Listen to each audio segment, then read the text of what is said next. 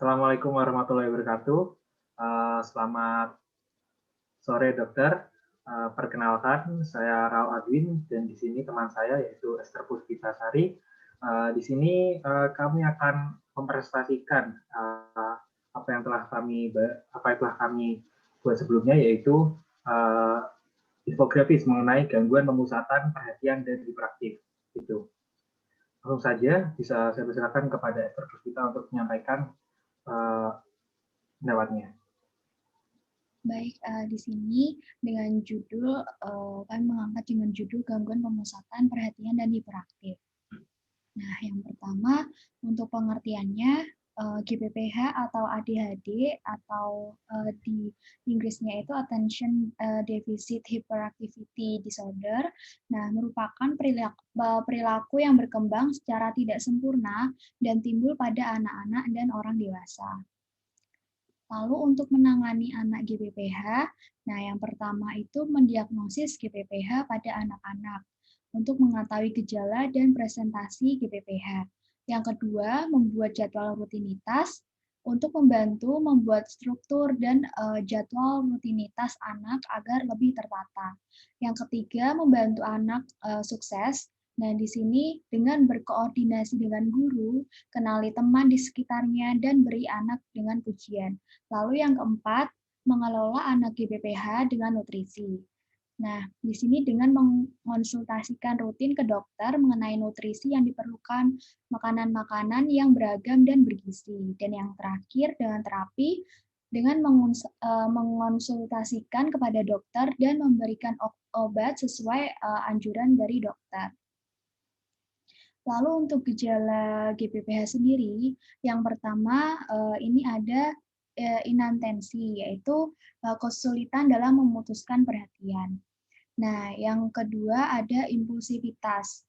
Nah, kemudian pada gejala impulsivitas ini, anak mengalami kelainan sikap atau ketidakharmonisan antara pikiran dengan tindaknya. Nah, faktor sense atau perasaan begitu mendominasi sehingga mereka sangat cepat merespon. Nah, anak juga mengalami hambatan dalam menentukan skala prioritas ketika sedang beraktivitas. Kondisi demikian sangat mengganggu kepribadian dan lingkungannya. Nah, yang ketiga, pada gejala hiperaktivitas, anak mengalami aktivitas berupa gerakan motorik yang berlebih di atas rata-rata aktivitas motorik anak normal sesuai usianya. Nah, mereka itu terlalu banyak bergerak, serasa tanpa lelah dan tujuan yang jelas, bahkan sangat sulit untuk ditenangkan. Lalu saya lanjutkan kepada Raul. Baik, kemudian di sini ada simptom dan gangguan. Jadi pada occasional deviant disorder and conduct disorder ini 30% sampai 50% ADHD HI. Kemudian ada anxiety disorder yaitu 25% ADHD PI. Kemudian ada mood disorder yaitu pada 20 sampai 30% ADHD, khususnya mereka yang memiliki CD gitu. Nah, kemudian di sini ada penyebab ADHD sendiri. Yaitu yang pertama bisa karena faktor genetik. Kemudian yang kedua bisa karena faktor psikososial. Dan kemudian yang ketiga bisa saja karena kehamilan, kelahiran, dan perkembangan awal. Gitu. Kemudian yang keempat yaitu sosial dan lingkungannya bisa memengaruhi juga. Nah, kemudian di sini ada psikoterapi ADHD. Jadi yang pertama dengan stimulan education, kemudian yang kedua dengan pendekatan multi modal, kemudian yang ketiga yaitu parent management training, yang keempat yaitu individual counseling, yang kelima yaitu educational intervention. Nah, kemudian di sini ada terapi GPPH atau ADHD lanjut dari tadi, yaitu yang pertama yaitu bicara.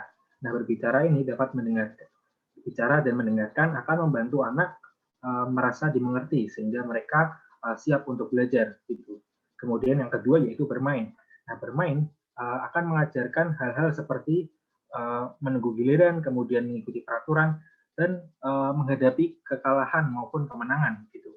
Kemudian selanjutnya bermain ini juga dapat mengajarkan anak untuk bersabar, tidak tergesa-gesa dan mengendalikan diri dengan baik gitu. Kemudian selanjutnya adalah problem solving, di mana anak akan didorong untuk mengungkapkan masalah yang seringkali mereka temukan dalam kehidupan sehari-hari akibat ADHD ini, kemudian akan diminta untuk menggali potensinya untuk menyelesaikan masalah mereka itu, gitu. Baik, mungkin itu saja dari kami berdua apa yang telah kami sampaikan mengenai GBH atau ADHD. Mungkin itu saja. Terima kasih. Sekian. Wassalamualaikum warahmatullahi wabarakatuh.